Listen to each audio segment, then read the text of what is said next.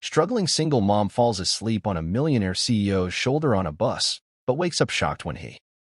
Chapter 1. The Last Bus Home.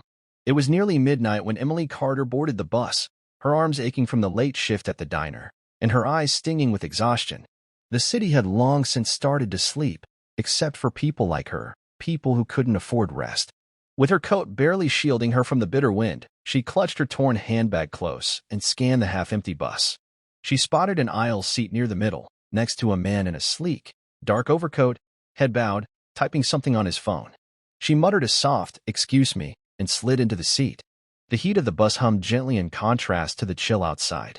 Emily allowed herself a moment, a small, stolen moment, to close her eyes and lean back. She hadn't slept properly in days. Her head dipped, and before she knew it, it gently rested on the shoulder of the man beside her. Chapter 2. The Man in the Suit. Lucas Sterling barely noticed at first. He had just wrapped up another soul-draining board meeting. As the CEO of Sterling Tech, his world was usually filled with polished wood tables, glass walls, luxury cars, and people who only ever wanted something from him. He wasn't used to anyone needing him just for a quiet shoulder. When he glanced sideways and saw the woman leaning on him, he tensed slightly. Her breathing was slow and steady. Her coat had a tear in the sleeve. Her shoes were worn. She smelled faintly of soap and old coffee. He was about to gently nudge her awake when he saw something that made him stop. A small photograph had fallen from her bag and landed on the floor. He picked it up.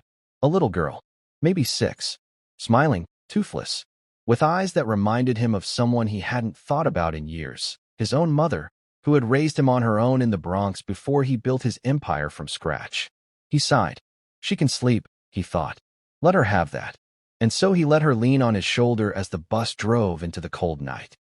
Chapter 3. The Wake-Up Call. Emily stirred as the bus jolted to a stop. She blinked, realizing her head was resting against someone warm and solid.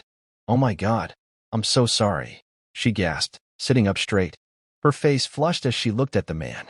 But what stunned her wasn't the embarrassment, it was him. She had seen him before. On a billboard. On the news. "Are you Lucas Sterling?" she whispered. He gave a small nod, a bit amused. "And you're a very sound sleeper." Her mouth opened, then closed again. I didn't mean to. It's been a long day. I'm so sorry, Mr. Sterling." He smiled. Not a CEO smile. A human one. "Don't apologize. You looked like you needed the rest." She turned her face toward the window to hide the tears that welled up. The kindness hit her harder than she expected. Lucas picked up the photo still on his lap and offered it to her. "Is this your daughter?" Emily nodded. "Lily. She's 6. She wants to be a scientist. Like the ones who build rockets." "Smart kid," he said. "Too smart for me," she murmured. Chapter 4. A Chance Encounter. They got off at the same stop. It was a strange coincidence. Lucas was staying at a downtown hotel temporarily while his penthouse underwent renovations. Emily lived in a rundown apartment 2 blocks away. He noticed her limping slightly. "You okay?" She waved him off. "Just sore feet. Been on them since 10 a.m. "Diner job?" he asked. She nodded. They walked together in silence for a few moments before she stopped. "This is me," she said, pointing at a rusting apartment building. "Thanks again for letting me drool on your shoulder." He chuckled. "Anytime." She hesitated. "You're not gonna use that in a press interview, are you?" "I don't think my board would know what to do with struggling mom fell asleep on me," he said with a wink. She laughed. And for the first time in weeks, it wasn't forced. Chapter 5. The Invitation. 3 days later, Emily came home to find a white envelope slipped under her door. Inside was a card. "To the best nap partner I've ever had. Dinner? Friday. Just a meal. No strings. Bring Lily if you like. Lucas." She stared at it for 10 minutes. She wanted to say no. Rich men didn't notice women like her. Not in real life. But something in his eyes had told her he was different. Or at least, trying to be. She said yes. Chapter 6. Dinner and Dreams. Lucas had reserved a private corner at a quiet Italian place. Lily came in a pink dress and held her mother's hand tightly at first. By dessert, she was explaining how volcanoes worked using her fork and spaghetti. "She's brilliant," Lucas said, watching her fondly. Emily beamed. "She wants to build things. I just hope I can afford to keep her in school." Lucas frowned. "What do you mean?" Emily hesitated. Then, honestly, I was going to drop my second job, but I got a late notice from the landlord. If I miss one more payment, we're out. So, I'm keeping it. Lucas didn't say anything for a while. Just nodded. Chapter 7. Gifts Without Pride. The next morning, when Emily arrived at the diner, she found an envelope taped to her locker. No name. Just her name in block letters. Inside was a letter. Every kid deserves a shot. Let her dream. You take care of her. Let me take care of this. A friend. Inside was a check for $10,000. She froze. And then, angry and proud, she marched out of the diner, found Lucas's hotel, and asked to speak with him. I didn't ask for charity, she said when they met. He looked at her, quiet. You didn't. But that doesn't mean you don't deserve help. Tears filled her eyes. You don't even know me. Lucas stepped closer. I know you're strong. I know you love your daughter more than anything. I know you fell asleep on a stranger because you were working yourself to the bone just to survive. I'm not a project, she whispered.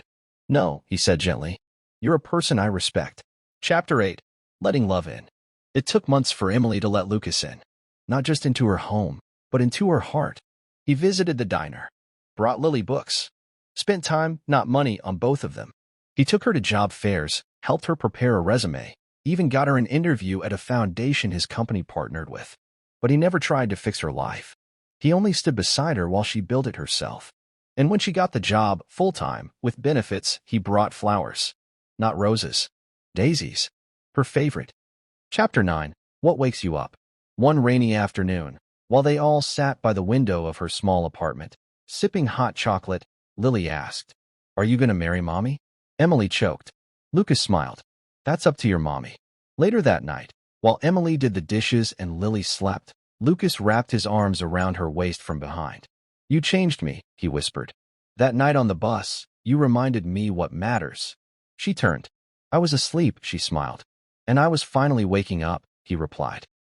Chapter 10. The Answer. A year later, they rode the same bus route again, Emily, Lucas, and Lily. Emily dozed off on his shoulder again. This time, she woke up to a small velvet box in her lap. When she opened it, there was a ring and a note. Marry me. Let's build a life where no one sleeps alone again. She cried. Not because it was perfect, but because it was real. And she said yes. The end.